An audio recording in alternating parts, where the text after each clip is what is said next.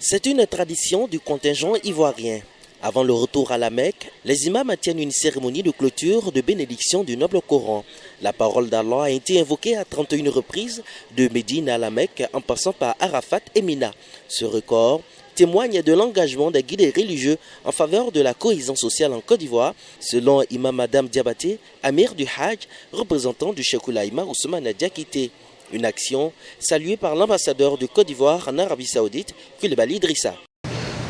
Je voudrais vous demander, cher imam, de bien vouloir continuer à prier pour le président de la République afin qu'Allah lui accorde longévité, santé et davantage d'énergie pour mener à terme l'immense œuvre de développement qu'il a entreprise pour le développement de la Côte d'Ivoire, pour le bien-être et le bonheur de tous les Ivoiriens.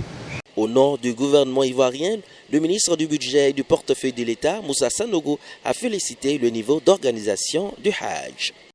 Je voudrais simplement vous demander de continuer, de renforcer même les prières.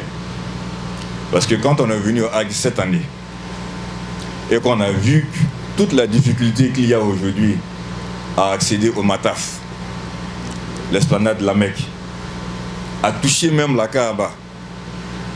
Ceux qui ont quitté ce monde il y a à peine 2 ans, si on leur dit qu'aujourd'hui on ne peut même pas arriver là-bas, ou c'est devenu très compliqué, ils ne vont pas croire.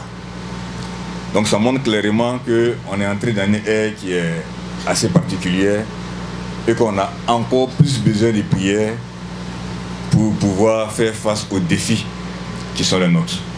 Dr Lamine Coulibaly a prononcé le prêche du soir autour de la préservation des acquis du Hajj. Imam Adam Diabaté a lu la bénédiction de fin de lecture du noble Coran.